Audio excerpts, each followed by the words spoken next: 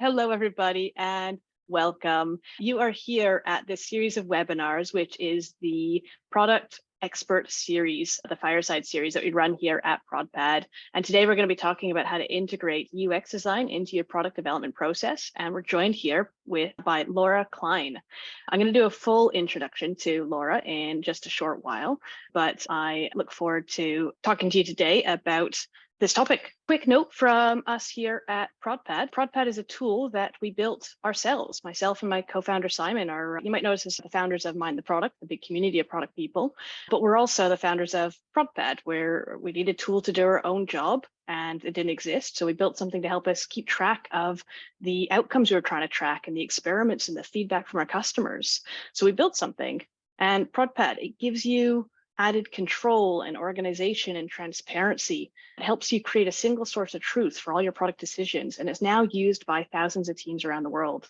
So you can try it for free, and you can even see how it works with example data, including lean roadmaps and OKRs. We've got a sandbox version at sandbox.prodpad.com, so you can just see how everything fits together. And our team is made up of product people. So give it a try. Let us know what you think. We'd love to get your feedback. And we were talking about GPT just a moment earlier. So a little shout out for something that we built just moments ago, because we got the API week 1 and week 2, we built this out, which is an AI idea generator. When you have that blank page syndrome, you've come up with an idea, it's a Post-it note stuck to your monitor. You go, oh God, I've got to write the whole spec for this.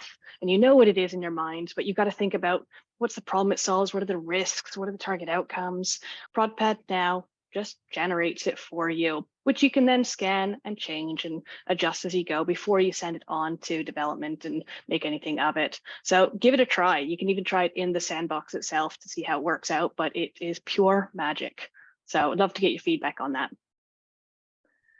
And on that note, I would love to introduce you to Laura. I know Laura through, I guess it was the Mind the Product community that we got to know each other.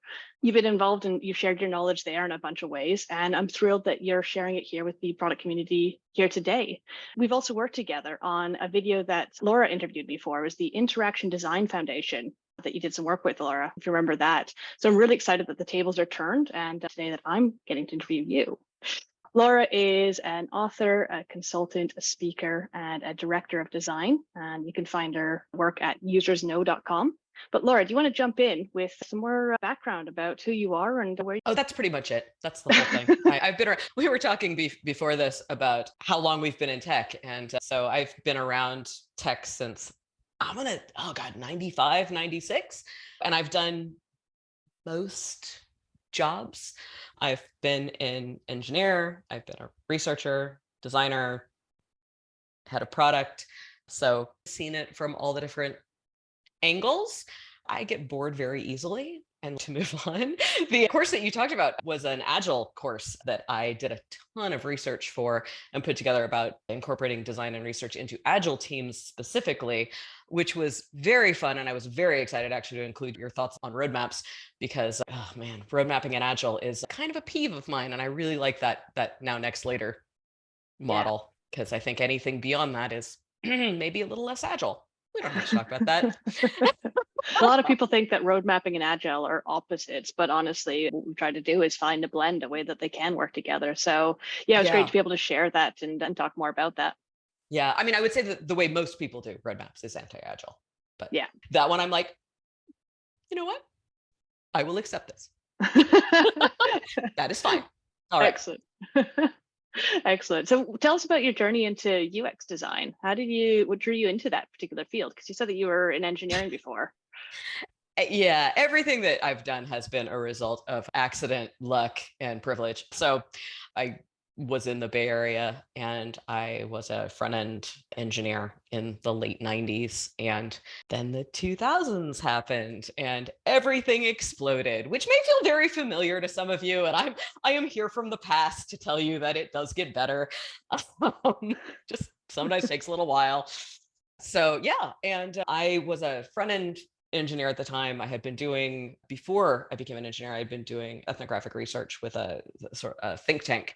And I joined a small design consultancy to help them. They did a lot of research and they did a lot of prototyping And they also did the design part in the middle, but I didn't know that yet. I didn't know how to do that yet. And so they taught me the middle part because I could help with the research and I could build the prototypes because I was a front-end engineer. So that was my path into it. My understanding is that there are now paths into UX design that involve like actual education in UX design and not just apprenticing over and over in various different fields. But hey, it was the late 90s, early 2000s. That's all we had. It's absolutely changing as a field. And nowadays, people are actually growing up and saying, I want to become a UX designer. They're seeing what this previous generation has done and realizing that, hey, this is something I can train to do. This is something I can learn to do, as opposed to being thrown into it and trying to figure it out as we go. I'm betting a lot of people here, product people, UX people, how many here, put your hands up or say something in the chat if you're just lobbed into your role and had to figure it out as you went. I'm guessing I wasn't the only one. You certainly weren't the only one. I'm seeing a few people raising their hands here. 4, 5, 7, 9. Yeah. Dozens of people raising their hands here. There wasn't a real clear path. It's always funny whenever people come to me, and I love it. It's so sweet because I used to do the podcast with Kate Rudder, the What is Wrong with UX podcast, which we used to get all of these comments from early designers saying that it was really helpful to like hear two old people talk about different things about UX, and it was really great. But then they would come and they would ask us things like, how do we get into UX? And I'm like, build a time machine? Like, I am the wrong person to ask because like my path does not exist anymore. There are new paths into it, and talk to somebody who got into it 3 years ago. Okay, yeah. What do you think of some of the most common misconceptions about UX design amongst developers, amongst product people? What do you wish your team knew? Oh God. Well, the funniest thing is that like, I do remember like in the mid 2000s, we had to start all of our presentations with, okay, let me explain. There's this thing called user research. And here's how it works and why we do it and why it's important to actually understand things from your users. And we often had to sell that as an extra that we would like, come on, let's all go out and do contextual inquiry and understand how people actually use your product and interview the people who are going to use it. And that was not something that was baked in most organizations. Some organizations had it. And we were always so excited to work with companies that just were like, we get it. We already do that. We're like, oh, thank God. Good. You understand. But that whole, not just have an idea, build it, right? Like that was very much less, just having the idea and just building it was even more common back then. It's still more common than I'd like to see. At least people now talk about it and understand user research. They don't always do it well or enough, but they do get it. Like they know that it's a thing and that it's important and they should do it. So that's great. And then also, I still see people bring UX design in very late into the process. And they treat it very much as by design or like marketing and brand design. And those are important things that matter and are not UX design. And especially now with things that are multi-platform, right? You've got, or things that are service design. I started out working on, I work on the screen part. So there was still a lot of experience design, but now the experience design is, it's across mobile and web and voice and everything else. And it's got to be in all these different places. And it's used collaboratively by dozens of different people. And you can't add the user experience on at the end. You can't sprinkle some UX dust on it and all of a sudden make it usable and useful. Yeah. So just slap quality on. Yeah. The funny thing is, other than things I'm actually excited about is I see way more integration of things like accessibility, inclusive design. I think those are wonderful. I'm excited about, bringing content design in earlier so that we're actually thinking about what the content of what we're showing is going to be. We're not making everything just weird empty boxes and lorem ipsum text. So that's all great. Those things are definite moves forward. But again, I'm going to say this, it's widely variable. Like some places I see that and it's just baked into the culture, and some places I see it and it's, we haven't brought UX in because we haven't figured out exactly what the feature needs to do yet. And I'm like, have you thought about maybe the fact that we might help with that?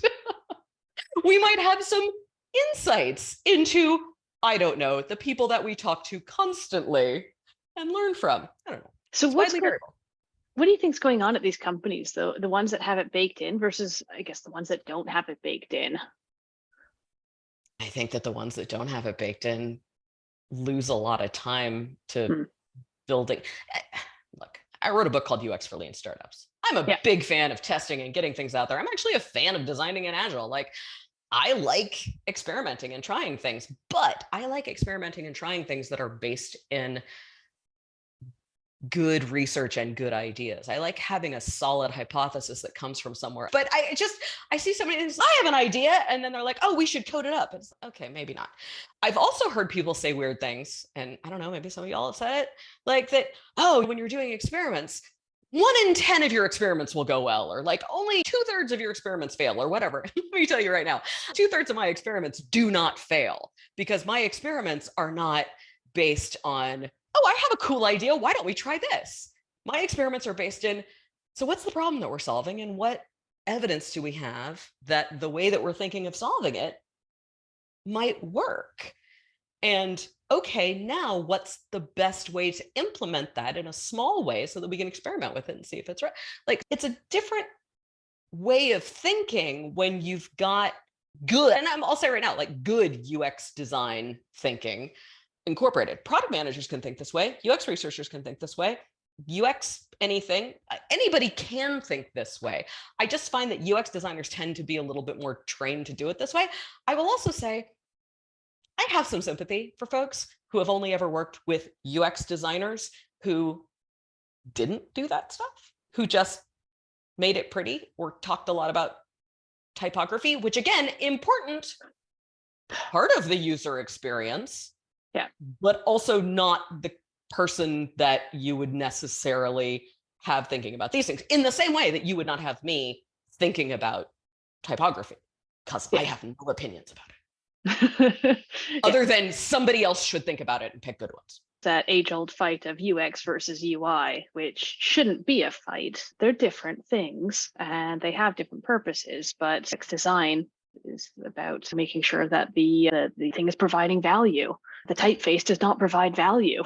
You know what? It can, and it can be part of accessibility, and it can be part of your rebrand. So I never want to denigrate other groups that are providing great value. It's just, it is different. It's the way I always look at it is, if you got a problem with your feet, you go to a podiatrist and they're going to help you a lot. And if you got a problem with your heart, you go to a cardiologist and they're going to help you a lot. And you probably don't want to mix those up. Yeah, that's a really good point. Yeah. So Raymond asked a good question here. So how have you overcome engineer team resistance to UX being involved early in the process? It depends.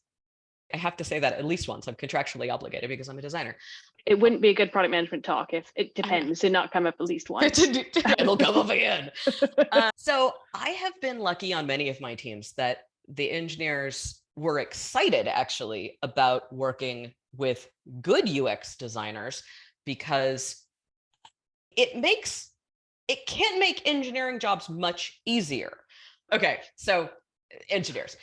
I generally find that when engineers are resistant to bringing UX in early, it's because they have worked with designers who tend to spend a lot of time on the pixel part of it and who haven't spent a lot of time on things, for example, of figuring out how to deliver value or figuring out the smallest possible thing. There are designers who feel very strongly that everything has to be designed perfectly, and before we can even give it to engineering, before we can show it to engineering, and that's also not a real healthy environment. So that said, once they've worked with good ones, if they're sort of open to this, they will often find, and this actually goes more for product managers than engineers. I've actually had more pushback from product managers, frankly, than engineers, just personally. Maybe that's because I used to be an engineer, so I get it. From product managers have this issue too. Once they start doing it and they see the kinds of things that we bring into the process earlier, and they see that when they're saying like, I wish we knew X, and the researchers go, oh, actually we do know X. We did a research study about that. And they're like, oh, okay, fantastic. Or, oh man, I wish there were an easy way to do this. And the designers can kind of go, oh, you know what, we're doing that on the front end over here, and this is the pattern we're using. And, or, oh, hey, what have we thought about the service design of this whole process? Have we thought beyond sort of the surfaces of this? And if we thought about how that experience is going to carry through to other parts of the product, once they start to see that, it does help. the trick is that it's sometimes on designers to educate people about this. And not all of us are great at that. And not all of us are great at doing the sorts of things that would make us welcome in the process. But I think it's just about becoming a team and learning what we bring to the table, both of us. It's also important. Yeah, somebody said to the host and panelists, design thinking can help developers save time. Yeah, absolutely. Just remember, if we think through all of those error cases and edge cases, and if we're really like designing that correctly, and if we're thinking through, oh yeah, but if you do this, then this other thing's going to happen over in the experience later on, and that's going to be bad. You know what is great is that you then end up not having to rebuild the whole goddamn thing because you got it wrong the first time. Yeah, Right. exactly.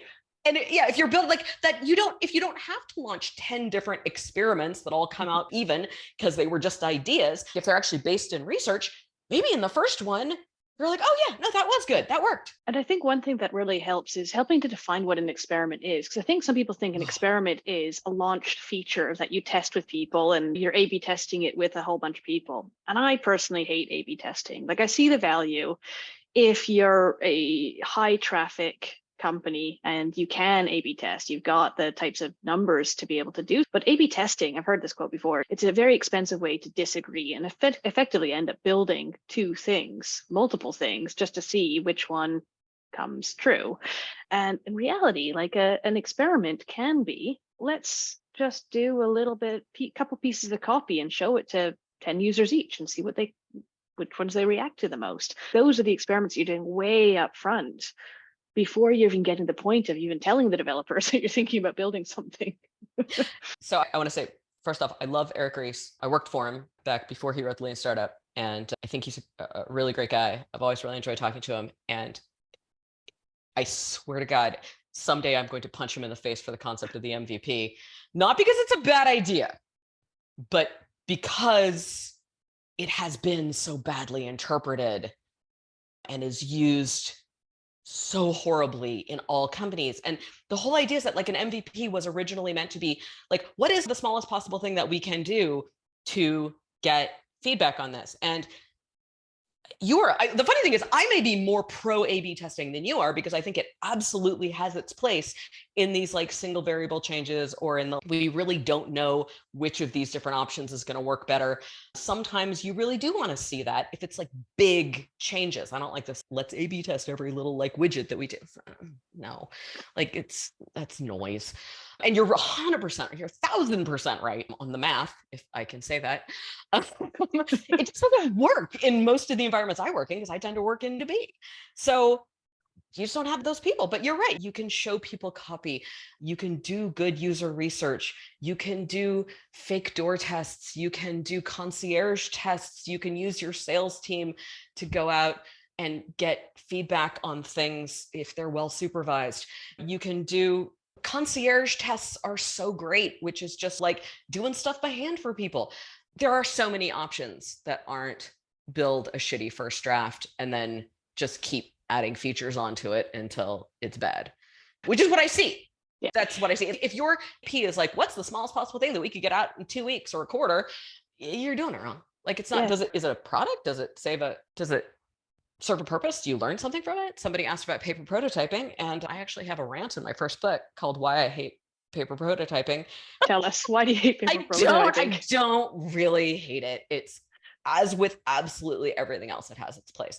I find paper prototypes personally very hard to iterate on and keep up to date. They're very fast to create sometimes, but like to get them to the level that you would need to get actual interaction feedback on them, they can actually end up taking longer now than some of the tools. Like I feel like paper prototyping was better back when our tools were worse.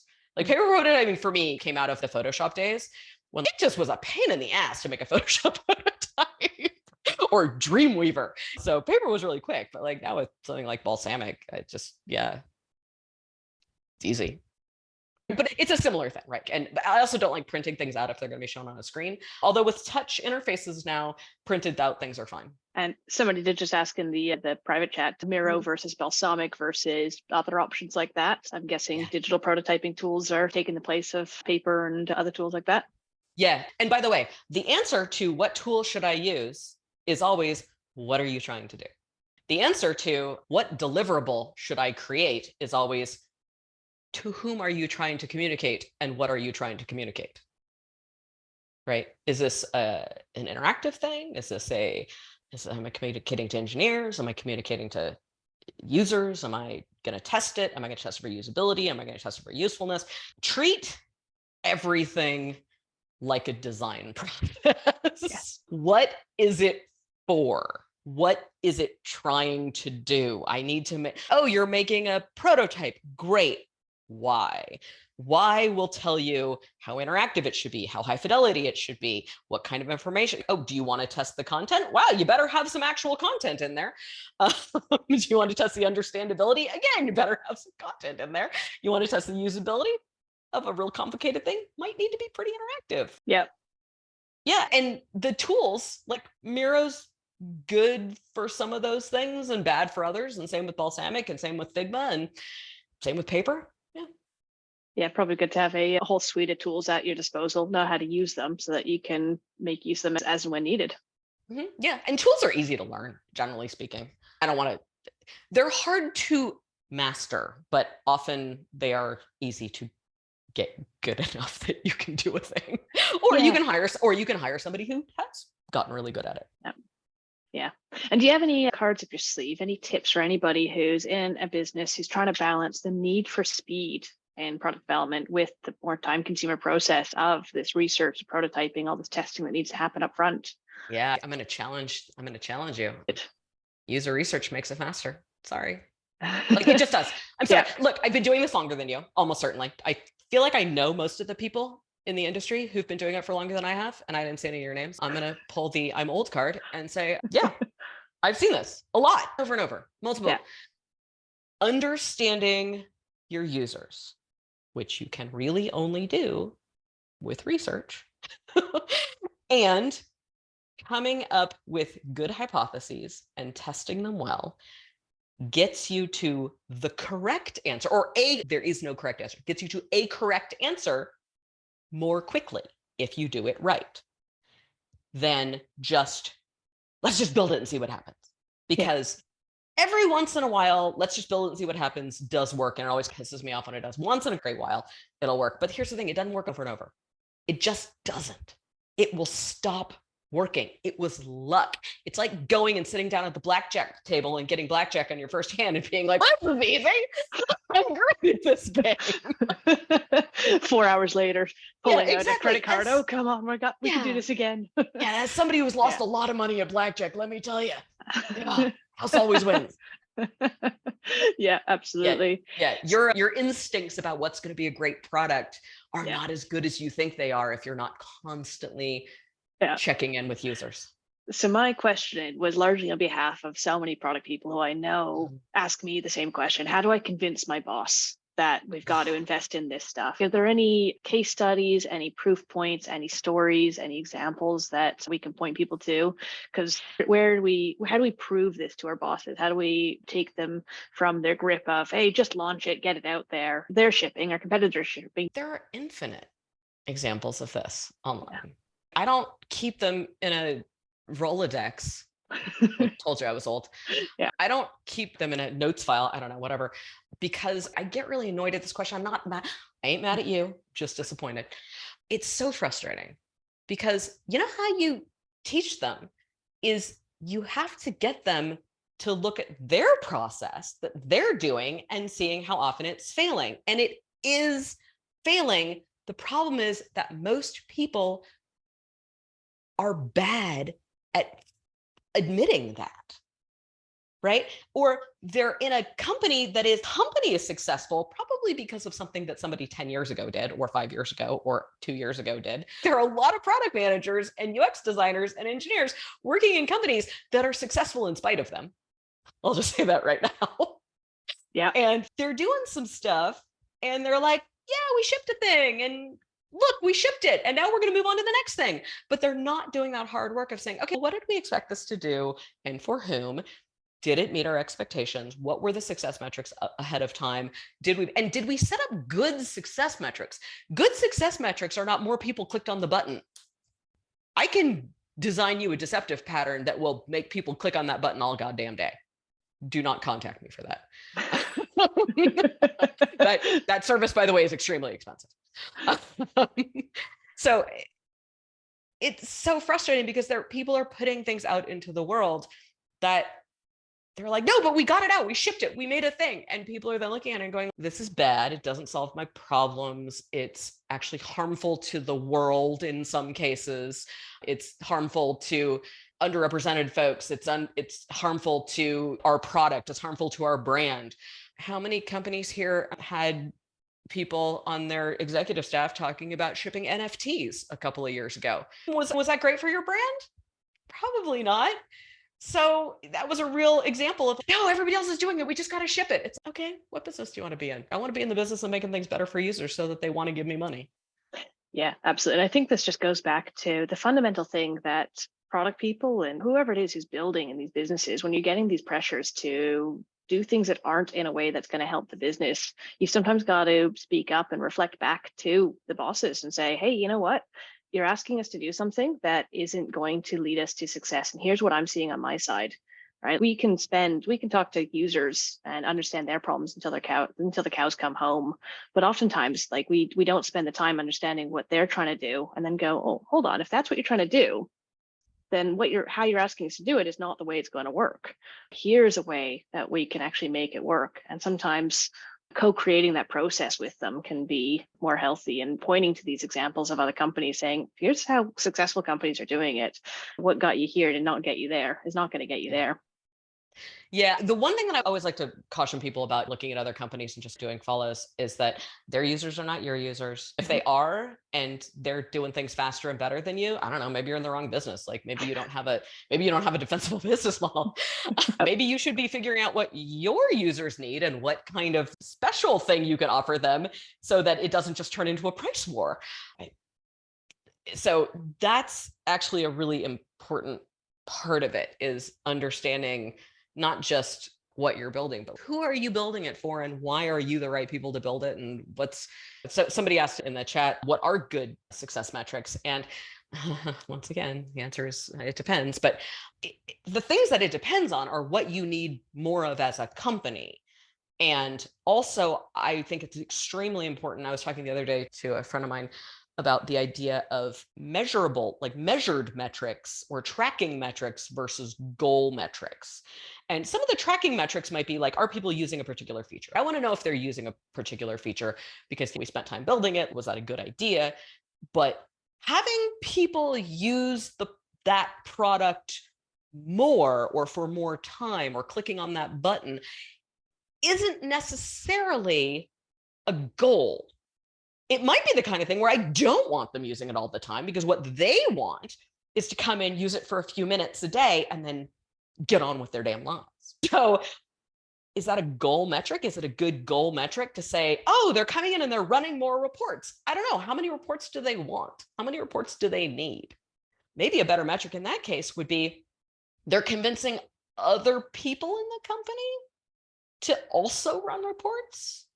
Maybe. I don't know. Again, should multiple people in the company be running reports, or should this be a thing that just one person can do by themselves? So you can figure out those things. Like, what is your user's work process? I work in B2B, so this is very sort of B2B focused. It's a little easier actually for consumer stuff, right? What you want people to do is to buy more things from your store, or sometimes it is spend more time scrolling the infinite scroll, doom scrolling, as we say. That's what you actually want. On the B2B side, it's much harder because you have to tell what is their process. Like, oh, now multiple people are using the product. Oh, that's interesting. Slack really grew early on because a team would start using it and then they would be like, oh, you got to use this. And then other teams in the company would start using it. And then suddenly IT had to support it. So that was like this metric of, is it spreading virally within companies? Yeah. An interesting one, like not necessarily what you want for all companies. So again, think about what your company is. Do you need more net new users? Do you need less churn? Do you need more revenue? We all need more revenue. What does that look like? And also thinking about those things long-term, even though we're working in a week, 2-week, quarter-long measurements, that's great. Am I sacrificing future revenue or future churn for today's panic revenue? you have to be able to balance that. And it's hard. And I wish I could just be like, oh, good success metrics are X, Y, and Z. And I would be way richer if I could do that, because I would be a consultant still. But I can't. And I wish I could, but you got to look at what your company needs and what your users need. Yeah, it was actually interesting that you mentioned Slack in there, because I remember one particular measurement that they had, which was around what made a successful onboarding for a new customer. And I remember it being something like 1,500 messages. And it didn't matter as to whether that was 100 people having sent 1,500 messages, like between them, or 2 people having 700 messages each, sort of thing, when they hit the 1,500. It just showed that once you hit that point, that's when the users became really successful. And there's also something similar. Facebook had something, once you made 10 friends, that was your tipping point. And once, I think tweets, there was once you sent a certain number of tweets or something like this. If you had any experience like setting up or figuring out these particular interesting points and designing around those? Yeah, those are super good examples, because they are all, so first of all, those are all examples that those companies found after they'd already been somewhat successful. Like they had some successful users. And Good so point. they did that. They did the like fire a rifle at the side of a barn and then draw a circle around, draw a target around where it's clustered to be like, I hit the bullseye. That's how rifles That's work. such a good point. Yeah, but it's not bad. It's not a bad way of doing it. It's a really good thing to look at and understand, because you can start to form some hypotheses around that. Let me give you an example of where that kind of thing can go horribly wrong. Let's take the 10 friends example, because that's one that I've used before and is a really good example. They're saying, okay, so people come onto the site and they naturally find 10 friends here. They naturally find their 10 friends and they connect with them. And that means that they come back because they are finding value from this product. That is exactly what we want to happen. Now, imagine that you give that to a product manager who is being incentivized with a bonus based on how many people get to 10 friends. And let's say that person goes, when they come in, we can just assign them 10 friends and I will get my bonus. And you have just broken your leading metric. Yeah. That is what we call a leading metric. Facebook doesn't actually care if you find 10 friends. Facebook cares if you stick around, right? But finding 10 friends leads to sticking around. But finding 10 friends naturally who are actually your friends, or more to the point, showing up at a party where you already have friends there is more likely to make you stay longer. Showing up and being randomly assigned friends might work for some people, and you might actually improve that some. That's fine. Speed dating, sure, whatever. But for a lot of people, they're going to come in, they're going to be randomly assigned friends, and they're going to be like, yeah, no, this is not what I was looking for. Thank you. And it depends. Are they coming there to connect with their existing friends? Or are they coming there to meet new friends? It all depends. It's a really important thing to think through. Why does finding 10 friends mean people sticks around? Because they just walked into a party and all of their friends are already there. So of course they're going to stay. Great. Don't break that. Yeah. Actually, William had a really good comment about that in the chat. When the metric becomes the target, it's no longer a good metric. That is a much shorter and pithier way of saying it. So. Thank you, William. Thank you, William. And yeah, I think that's really important. It's not to break it either. I think that speaks to misaligned incentives. And I think that's something that happens so much in UX, in product. Is that something that you've experienced and seen much in your career? Yes. Having been in all of them, I will say that product managers tend to be incentivized at companies more on those short-term metrics. UX design, at least we have the sort of nod to, and we're supposed to fight for the user. We're supposed, like, that's built into our whole thing. It doesn't mean that we won't fall for it. If you offer me more money to hit a short-term metric, I won't do it. But a lot of people will, because hey, it's money. I like money. If you tell me that I'm only going to get a promotion if I can hit this short-term metric, even if it ruins things for people long-term, a lot of people are going to take that. And I think that and I'm not saying that product managers are greedier than UX designers. I'm saying that the incentives in companies tend to be set up to be more tempting for them to do that. And that's a problem. Same thing with engineers, but for engineers, it's generally how many tickets can you close? And boy, have I seen that one go wrong. If you're measuring like velocity points, it's like suddenly everything is 18 points. Okay, no, that's changing a typo, so that's really not. But suddenly there's point inflation and there's people splitting things into multiple tickets so that they look like there's people introducing bugs so that they can find more bugs and get the bug bounty. Just so many good examples of that going terribly. Yeah, it's so difficult to introduce any sort of monetary incentives in companies. It's, yeah, as you say, people end up gaming it. Anything that can be measured and incentivized on can be gamed in some way. So really difficult to deal with it. Somebody said, or how many lines of code you can write. Okay, I used to be a Perl programmer. I can write so many lines of code, or I can write it all in one line. It will be completely unreadable if I write it all in one line, but that's the beauty of it. Yeah. What do you pay me for? You pay me by the semicolon? Let's go. That's great. Yeah. I actually had this fun business idea, but I'm going to run it past you. I thought it would be fun to have a UX red team. If anybody's familiar with red teaming and security, I want somebody to pay me to just come in and tell them how people are going to misuse their features, break their site. I am like the Cassandra of terrible product decisions. I want to tell you how this metric is going to be gamed, because I don't know why. I think I was meant to be a supervillain. Like every time I look at a metric, I'm like, oh, I could really juice that metric like by doing these terrible things. And then I won't do them, probably because I'm really lazy, but also because of ethics. But I love figuring out how you would. That's interesting. Actually, there was something postulated by, it was Emily Tate from Mind the Product as part of an ethics question, which is, put it this way, if you had this feature or this product or you launched this to the world, if 4chan got their hand on it, what would 4chan do? Yeah. Just think of that. What would the worst people in the internet do if they got their hands on it? And you're like, okay, ours is a B2B collaboration app. Probably not much, right? They're going to leave it alone. This is a photo sharing app. Okay, what are we going to do here, right? This one, you could change democracy. Okay.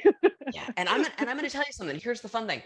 You don't even really need to ask yourself, what would 4chan do? You can talk to the kind, or you can hire, I'm going to throw that out there, you can hire the types of people who get targeted by 4chan, right? If you actually have a diverse team, all the different genders, all the different races, all the different sexual orientations, if you hire people from different areas, if you test with them, if you have those people in the room, and here's the thing, if you listen to them, it's not enough just to have a lady in the room with you, got to listen to her. And she says, in my experience, what they do is these 17 horrible things. Oh, you can't be like, that's never happened to me. You got to be like, oh, okay, let's figure out ways that we can mitigate that. So just throwing that out there, that like, if you actually you don't have to imagine. You don't have to use your imagination. Somebody's already experienced the horrible things that 4chan will do, and you could just talk to them. Yeah, I love that. And red team as a service, I think, is a brilliant idea. Hire me. Get it out there. Yeah. Excellent. You will not like what I have to say, by the way. Yeah, that's the real. Well, that's paying you the big bucks for. Absolutely. Yeah. You're going to get that report. So they don't do that uncomfortableness themselves. That's exactly the service. This is actually jumping back a little bit because a question came into the Q&A section earlier, and thank you for using the Q&A area. Thank you. Said, how can we help engineers feel more empowered to make decisions when they don't have pixel perfect designs? Yeah. Okay. So this is a great one. One thing that I do actually love is I do love design systems and components so that every single design doesn't have to be a specially hand curated artisanal widget. Come on. And again, especially in B2B, but really anywhere, like, let's just have a consistent design language and a consistent visual language and, dare I say it, typography.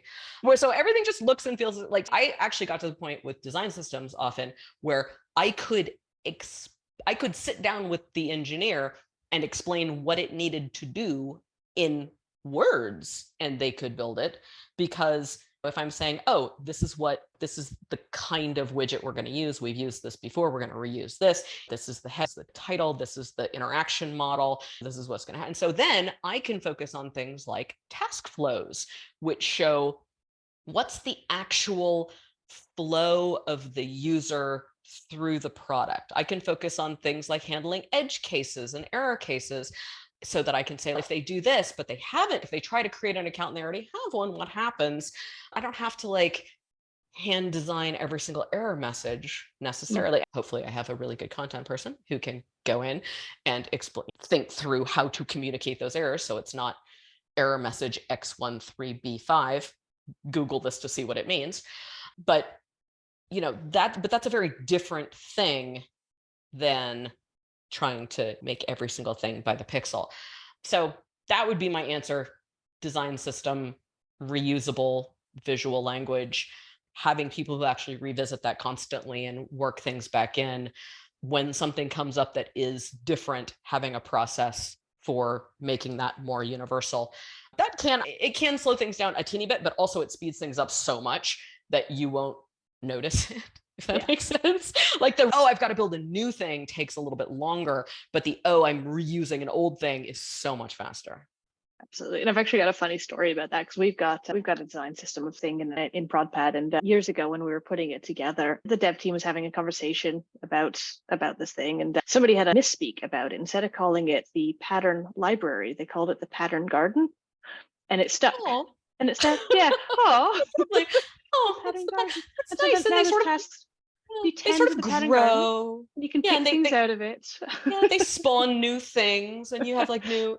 That's so we have a pattern garden. It's the design system. Yeah. Like there was a really old site back when CSS first started. Again, old CSS Zen Garden magic. I loved that place. Yeah, loved it. I'm sorry. The next 10 minutes will just be nostalgia. Back in the day. You know what? I don't have my pets.com puppet in here. That's unfortunate. I'm going to age myself. I dropped off at being good at coding back when like XHTML was my thing. Yeah. I had the little CSS3 and the XHTML, and the developers took away my GitHub and took over from there. So that was back in my head. There was a language that I learned at one point for mobile phones called Wireless Access Protocol. And it was commonly referred to as WAP or WAP. And then a song came out a couple of years ago. And I didn't put it on my resume previously because we don't really use it anymore. But I'm just saying, you especially can't put it on your resume now. Nope, absolutely not. Yeah. So we've got time for a couple more questions here.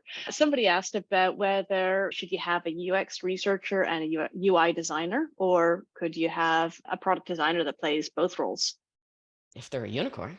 Sure. Here's the deal. There are a bunch of roles that you need to have let's talk about your product team. Let's not talk about product managers and UX designers and UI designers and visual designers and engineers. Okay. I've done all of them. Not visual design. I'm terrible at that. I've never been a visual designer. Can't do it. Deeply respect and fear those who can. But I've done a lot of these jobs. There are a bunch of parts to them. Different people do different things. I don't think this is surprising to anybody. There are product managers who are marvelous user researchers. There are product managers who are literally afraid of users. There are UX designers who care deeply about complicated service design and task flows. And there are UX designers who care more about like the sort of look and feel or who think about design systems and who think about what's the best way to get a person to do a specific thing or to understand something, right? There are content specialists in some cases, and then there are people who are just good at content and also something else. So who do you need on your team? Like all of those roles. Who does them? Who's good at them? Right? That's what I like. That's what I prefer. Now, at larger companies, much harder to do that because people tend to be treated as interchangeable cogs, which is totally different webinar where I will rant for hours. But if you're designing your team, do you need a UX designer and a UI designer? I don't know. Do you have somebody who can do both? Great. Do you have a great design system that's already being handled by another team? you don't need somebody who like just focuses on layout or visual design. Maybe those people are on the design team. That's fantastic. Do you need a content person? Yeah, probably, but maybe not. Maybe you've got somebody who can do that. I don't know. Like I used to do user research and UX design. I just did the whole thing and I liked doing that. And I would still do that in some cases. And for smaller teams, that's what you want. Or hell, most of the teams I'm on, what we desperately need is either a data scientist or somebody who can act as a data. Like I don't need a data scientist.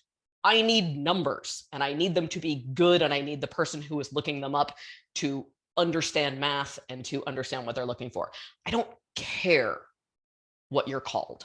I don't care who's doing it. I need the numbers. I need a good user experience. I need good user research. Find me a team of people who together can do that. Probably not one person, they'd die. I love that answer. That's great. Thank you. And we probably have time for just a few little quick fire questions here, if you're ready. Which company, in your opinion, has great UX in their product and why? I think they are all good and bad. Yeah. I think different ones do different things extremely well. And there's always something that I find in almost any product that makes me completely homicidal.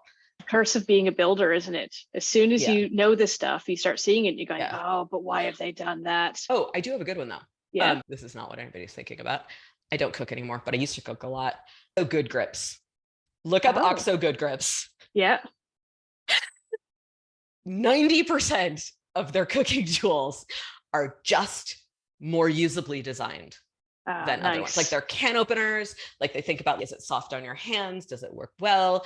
It's actually, they were designed, many of them were designed, I think, for folks who have various different disabilities. And what they ended up doing was just making a bunch of shit that's like really easy to use and just really well thought out and well tested. And like 90% of the time, if you're looking for, I need a vegetable peeler, like OXO Good Grips is fine and it's in the grocery store and it's great. Excellent. There's good design everywhere. And I absolutely love that. Yeah. And there's bad design everywhere. Bad design everywhere. There's like teapots that splash water. Which means there's jobs for us everywhere. Now, if you could give a piece of advice to your younger self about UX design, what might it be? Hey, Laura, this is what UX design is. It's a thing that's going to exist. You probably don't want to be a veterinarian like you think you do because you faint at the sight of blood and are allergic to absolutely everything. That's the advice I would give, that UX design is a thing and you should go study it. And yeah. That's validating. I would have gone into it faster. Yeah. That's validating, honestly. I'd probably do the same thing with myself. By the way, this product thing, you should probably look it up. Yeah. Excellent. And any recent trends in UX that are exciting? I don't follow the trends because like I said, I'm happy to see the sort of longer term trends of understanding that like user research is like a really important skill and content is a really important skill and visual design and UX design are not the same thing. So I say that I see those things, but generally speaking, it's a lot of the same stuff over and over. Oh no, are we going to get replaced by X? Are we going to get replaced? I don't know, probably. Hopefully. I mean, I'm almost ready to retire. It's fine. Yeah. All right. Final question. Could you tell us about these books that you've written and the stuff that you're working on that people should know about? Oh yeah, on usersknow.com, you can go there. I'm not on Twitter anymore, sadly. I am on Mastodon. If anybody's on Mastodon, I am Laura Klein at hackaderm.io. Enjoy. But also I'm on Users Now.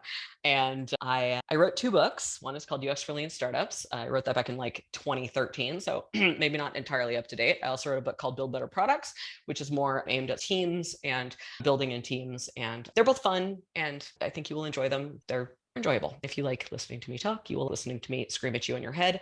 And I am restarting my UX design podcast, not sadly not What is Wrong with UX with Kate, because my co-host abandoned me to go be a horticulturist. It happens to the best of us. But I am restarting a new one, What is Wrong with Hiring, where we are going to talk about why getting a job in tech is so goddamn hard and how we could possibly make it easier. I did a few episodes last summer where I interviewed a bunch of hiring managers. So That's fantastic. Everyone, check out Laura's books, check out her work there. And Laura, thank you so much for joining me here today. It's been a great, fun conversation. I've had a blast, and I think everybody else in the chat has as well. Everyone say thank you, and good to have you here. So thank you again. Thank you, Laura. Thank you, everybody, for being here. And we'll see you again here next time. Bye for now. Thank you.